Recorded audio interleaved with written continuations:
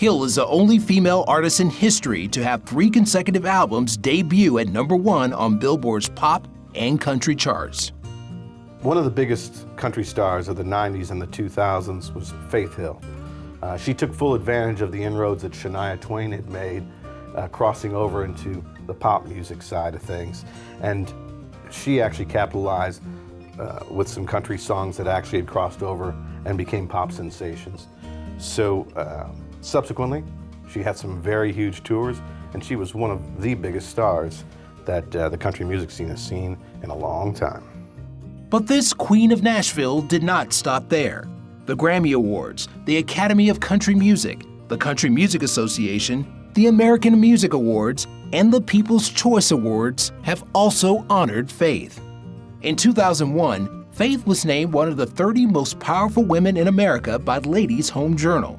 In 2009, Billboard named her the #1 adult contemporary artist of the decade. I tell you what, there aren't too many artists that would have the confidence to go as commercial as Faith Hill has.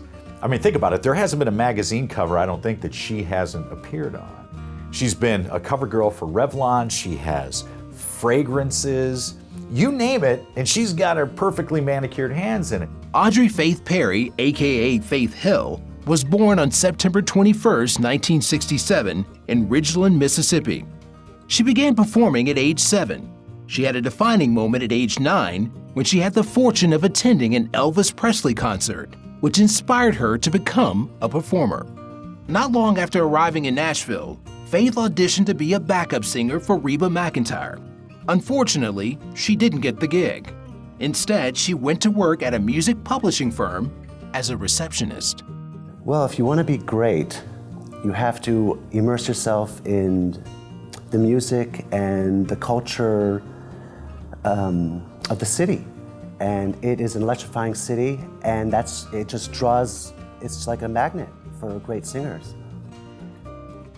For anybody that's been to Nashville, Tennessee, there is nothing like walking down Broadway, 10 o'clock at night, past one bar after another, each bar filled with people, and on the stage, and the stages are usually right in the corner, right by the front door, there's always a band playing. And the bands in Nashville just seem to have heart.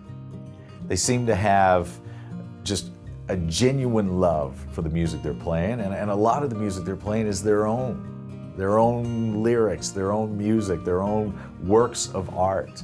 And you feel that in Nashville. I think that's what makes the city so magical, so special, so legendary when it comes to music. And another great thing I love about walking down Broadway is that the people that you hear from the street are the people that are going to be just a few blocks over at the Ryman Auditorium in 10 years. You know, that's just the way Nashville works. Nashville takes care of its own. Nashville makes dreams come true. It always has, it always will. It's the heart of country music.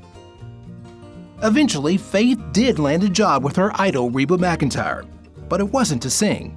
Instead, it was a gig packing fan club merchandise. No doubt about it. If you want to make it as a country singer, you have to go where all the action is, and that's Nashville. Music publishing executive Daniel Hill married 20-year-old Faith on July 23, 1988, after dating for more than a year. Even though she was married, Faith still dreamed of a career in country music. Well, Daniel Hill was a Nashville record executive, and I believe specifically he was in music publishing. Pretty clear that Danny felt Faith had her doubts. Marriage is difficult for any average couple, but throw into the mix Faith's obviously climbing career and, fill in the blank. As fate would have it, a coworker heard her singing one day and encouraged her to become a demo singer. You've got to have singing lessons, train your voice. Personally, I don't think it's all about having natural talent. There are millions of people out there with natural talent that can sing, but you got to bring your own flavor to the mix. A new sound, a new look. You can't just copycat your favorite artists. You won't make it. Hill decided to kick her career up a couple of notches by singing backup to various artists. Faith was eventually discovered by an executive at Warner Brothers. He was so impressed with her strong vocal abilities that he immediately signed her to a record deal. The good news was bittersweet. Just shortly after the greatest achievement in her career, Faith's personal life took a hit as she filed for divorce in 1994. I got to give her ex-husband credit. He says he's not bitter and he's really proud of her success. Faith rebounded from her divorce and her music career began to soar. Her first 2 albums each sold over 3 million copies. In 1996, Faith began touring with fellow country singer Tim McGraw. Although Faith was engaged to Scott Hendricks at the time, McGraw and Hill had an immediate attraction to one another and began a steamy love affair.